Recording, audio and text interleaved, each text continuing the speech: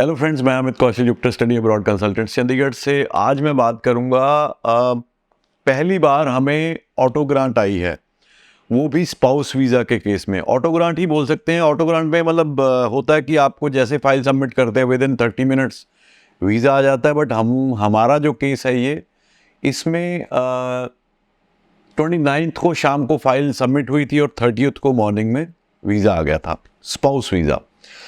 ये मैं बात कर रहा हूँ अंकिता की, जिनका वीज़ा कल आया और साथ में इनके हस्बैंड का भी वीज़ा आया। काफ़ी वीज़े आए हैं कल। मैं एक मिनट आपसे शेयर करता हूँ। हाँ, अंकिता बलवंत रोडे, ये पूना से हैं। इनका और उनके स्पाउस का तेजस अशोक काले, ये दोनों पूना में रहते हैं। तो इन्होंने पूना से हमारे से फाइल जो है वो एप्लीकेशन प्रोसेस करवाई थी और स्पाउस केस है। बड़े आराम से इनकी एप्लीकेशन जो थ्रू हो गई थी यूनिवर्सिटी ऑफ न्यूकासल में। मेन टेक के लिए जा रही अंकिता। इसकी प्रोफाइल है BE, bachelor of engineering computer science किया हुआ है, 2022 पास है। आइल्स नहीं, इन्होंने पीटी किया, overall 61, not less than 58। Master of information technology में जा रही हैं। और क्योंकि इस कोर्स में यूनिवर्सिटी ऑफ न्यूकासल में $15,000 की स्कॉलरशिप है, तो बहुत ही अच्छा प्रोग्राम है। और इनके जो हस्बैंड है वो ग्रेजुएट थे और उनका अपना लोकल बिजनेस था। तो ये एक सक्सेस स्टोरी है अंकिता और बलवंत, इनके हस्बैंड की। उसके बाद एक और वीज़ा जो कल आया यूनिवर्सिटी ऑफ न्यूकासल का ही, ये आया है रवीना का। इसकी फाइल लगी थी 28 मार्च को और 30 मार्च सुबह रवीना का भी वीज़ा आया है। रवीना है पातड़ा, जो पटियाला के पास है पंजाब में। रवीना ने +2 आर्ट्स में की थी, साथ में इकोनॉमिक्स सब्जेक्ट था, मैथ्स भी था। इन्होंने फिर पीटी किया। पीटी स्कोर बहुत अच्छा था, 76, नॉट लेस देन 73। 2022 पास। इन्होंने बैचलर ऑफ बिजनेस में एडमिशन ली यूनिवर्सिटी ऑफ न्यूकासल में ही, जुलाई इनटेक के लिए। तो इनका भी कल वीज़ा ग्रांट आया।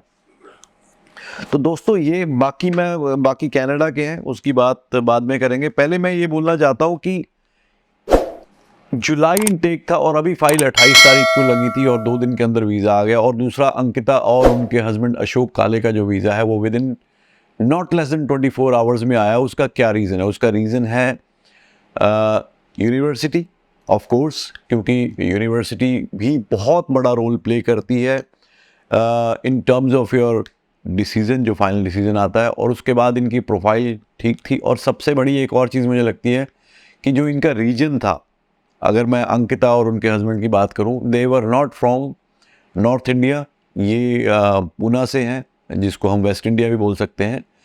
तो ये एक रीज़न था जिस वजह से मुझे लग रहा है कि इनका बड़ी जल्दी वीज़ा आ गया।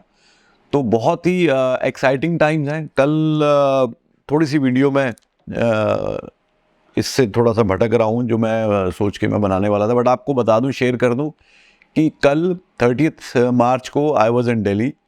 तो एरी की एनुअल जनरल मीटिंग थी, एजीएम थी। AAERI, as you know that it is a body, it is association of Australian education representatives in India.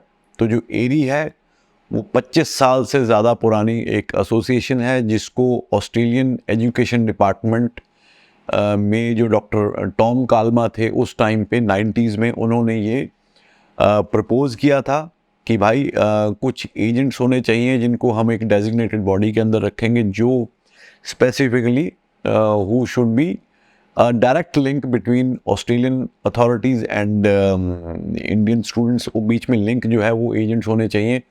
और उसके लिए उस टाइम पे ये एसोसिएशन बनाई थी, जिसमें एक एलीट क्लब है ऑल ओवर इंडिया में एजेंट्स का, जो इस एसोसिएशन के पार्ट हैं। Not every agent is part of this group, क्योंकि इसमें बहुत सारी टर्म्स एंड कंडीशंस हैं, बहुत सारी रिक्वायरमेंट्स है to become a AARI member. तो आज की डेट में तो ये एक ऐसा क्लब है जिसमें आपको एडमिशन, मतलब आना ही बहुत बड़ा चैलेंज है। तो आप ये एक तरह से ले सकते हैं कि ये एक वो बॉडी है जो constantly with the department of home affairs, जिसको हम एम्बेसी, ऑस्ट्रेलियन एम्बेसी बोलते हैं, उनके साथ टच में रहती है।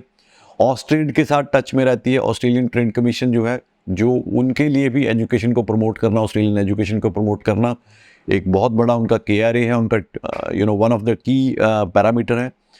और ऑस्ट्रेलियन एजुकेशन डिपार्टमेंट। तो ये तीनों बॉडीज़ के साथ हमारा जो एज ए एरी टच रहता है, कांस्टेंट डिटेल्स हमें मिलती रहती हैं, इनपुट्स हमें मिलती रहती हैं, तो ये एरी है। तो बहुत सारे लोग जो पहली बार देख रहे होंगे जिनको नहीं पता एरी क्या है या सिर्फ एरी सुना है कि what is AARI. AARI is abbreviation association of Australian education representatives in India. तो ये इसकी पूरी फुल फॉर्म है। तो हमारी एनुअल जनरल मीटिंग थी, और क्योंकि अभी रिसेंटली इलेक्शन होकर हटे तो जो एग्जीक्यूटिव टीम है तो उन्होंने अपना ऑफिस एज्यूम करना था, तो एरी की अपनी मीटिंग थी। उसके साथ ही ऑस्ट्रेड से मिस मोनिका कैनेडी आई हुई थी, वेरी सीनियर इन ऑस्ट्रेड। उसके साथ एजुकेशन डिपार्टमेंट से, ऑस्ट्रेलियन एजुकेशन डिपार्टमेंट से रिप्रेजेंटेटिव आए हुए थे। डिपार्टमेंट होम अफेयर्स जिसको हम बोलते हैं वीज़ा जो प्रोसेस करते हैं, उसके जो हेड है इंडिया में मिस्टर रूबिन, और जो उसके स्टूडेंट वीज़ा एप्लीकेशंस को देखते हैं मिस्टर एंडी, तो वो भी थे। तो बहुत अच्छी जो मीटिंग रही कल, बहुत सारी चीज़ें डिस्कस हुई और बहुत ही इम्पॉर्टेंट एक आस्पेक्ट जो है वो डिस्कस हुआ, specially in terms of statement of purpose को लेके, और कैसे एक स्टेटमेंट ऑफ पर्पज़ आपको वीज़ा ग्रांट करा सकती है और वीज़ा रिफ्यूज़ भी करा सकती है, ये भी एंडी ने कल बताया। उसके अलावा उन्होंने शेयर किया कि 71,000 वीज़ाज़ हमने दिए हैं लास्ट 1 ईयर में to Indian students, which is they say is a history, never ever they have granted so many visas to Indian students. So ये सारी चीज़ें थी जो कल डिस्कस हुई। तो आप जैसे जानते हैं कि एरी के पास पूरी इनपुट्स होती हैं, और जो एसओपी को लेके इनपुट थी बहुत इंपॉर्टेंट इनपुट थी, और वो कह रहे हैं कि अगर आप इसको इम्प्लीमेंट करो तो ऑटो ग्रांट्स आने वाले टाइम में भी और आएंगी। तो ये वो अपडेट थी जो मैं, अच्छा हाँ, एक और वीज़ा जो आया वो रवीना का, अच्छा मैंने शेयर कर दिया। तो उम्मीद है आने वाले टाइम में बहुत सारी आपके साथ सक्सेस स्टोरीज शेयर करेंगे, तब तक आप देखते रहिए। और यूनिवर्सिटी ऑफ न्यूकासल ने अभी बहुत सारे कोर्सेज़ के ऊपर 15,000 स्कॉलरशिप पर एनम कर दी है। तो मैं आने वाली वीडियो में वो भी आपसे शेयर करूँगा कौन कौन से कोर्सेज़ हैं जिस पे $15,000 की स्कॉलरशिप है, और मेन टेक जो है अभी आने वाला है। उसकी डेडलाइन जो है, एप्लीकेशन डेडलाइन बड़ी जल्दी क्लोज होने वाली है। उस पर क्या क्या कोर्सेज़ हैं, कितनी कितनी उसमें फ़ीस है, वो भी आपसे शेयर करूँगा। Thank you so much.